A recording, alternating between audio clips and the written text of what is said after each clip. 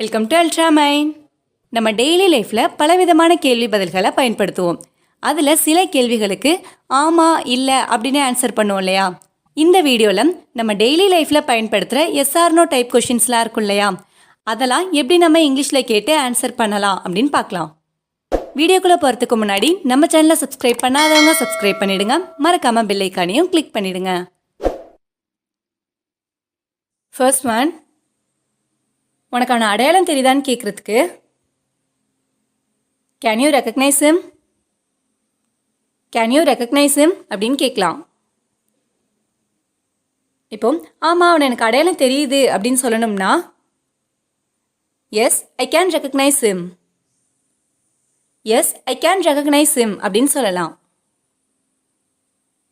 அதுவே இல்லை எனக்கு அவனை அடையாளம் தெரியலை அப்படின்னு சொல்லணும்னா No, I can't recognize him. No, I can't recognize him அப்படின்னு சொல்லலாம்.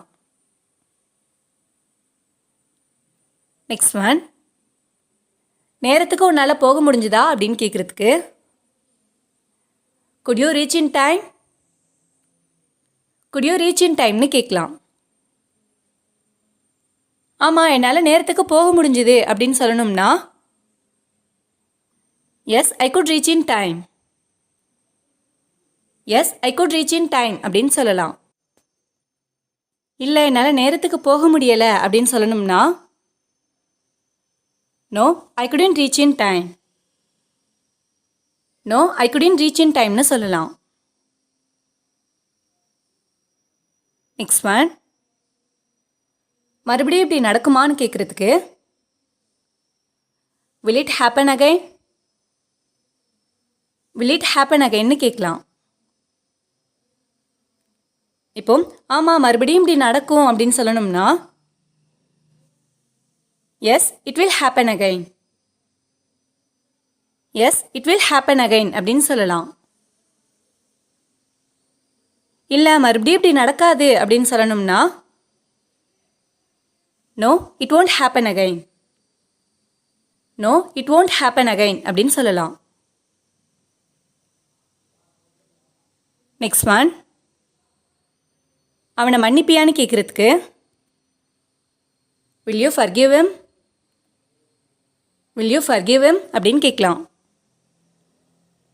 ஆமாம் நான் அவனை மன்னிப்பேன் அப்படின்னு சொல்லணும்னா yes I will forgive him, yes I will forgive him. அதுவே இல்லை நான் அவனை மன்னிக்க மாட்டேன் அப்படின்னு சொல்லணும்னா no I won't forgive him, no I won't forgive him அப்படின்னு சொல்லலாம். நெக்ஸ்ட் ஒன், இந்த பிரச்சனையை உன்னால் தீர்க்க முடியுமான்னு கேட்குறதுக்கு can you solve the issue, can you solve the இஷ்யூன்னு கேட்கலாம். இப்போ என்னால் இந்த பிரச்சனையை தீர்க்க முடியும் அப்படின்னு சொல்லணும்னா yes I can solve the issue, yes I can solve the இஷ்யூன்னு சொல்லலாம். இல்லை என்னால் இந்த பிரச்சனையை தீர்க்க முடியாதுன்னு சொல்கிறதுக்கு no I can't solve the issue, no I can't solve the இஷ்யூன்னு சொல்லலாம். நெக்ஸ்ட் ஒன், உன்னால் பணத்தை சேமிக்க முடிஞ்சுதான்னு கேட்குறதுக்கு could you save the money, could you save the மணின்னு கேட்கலாம். ஆமாம் என்னால் பணத்தை சேமிக்க முடிஞ்சுது அப்படின்னு சொல்லணும்னா yes I could save the money, yes I could save the மணின்னு சொல்லலாம். அதுவே இல்லை என்னால் பணத்தை சேமிக்க முடியலை அப்படின்னு சொல்லணும்னா no I couldn't save the money, no I couldn't save the மணின்னு சொல்லலாம். லாஸ்ட் ஒன், நீ அங்கே போக ஆசைப்படுறியான்னு கேட்குறதுக்கு would you like to go there, would you like to go there அப்படின்னு கேட்கலாம். இப்போ ஆமாம் நான் அங்கே போக ஆசைப்படுறேன் அப்படின்னு சொல்லணும்னா yes I would like to go there, yes I would like to go தேர்னு சொல்லலாம்.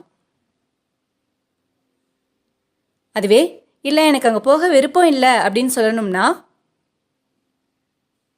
No I wouldn't like to go there. No I wouldn't like to go there அப்படின்னு சொல்லலாம். இந்த வீடியோ உங்களுக்கு யூஸ்ஃபுல்லாக இருந்துச்சுன்னா லைக் பண்ணுங்கள், கமெண்ட் பண்ணுங்கள், மறக்காமல் உங்கள் ஃப்ரெண்ட்ஸுக்கும் ஷேர் பண்ணுங்கள். அண்ட் தேங்க்ஸ் ஃபார் வாட்சிங்.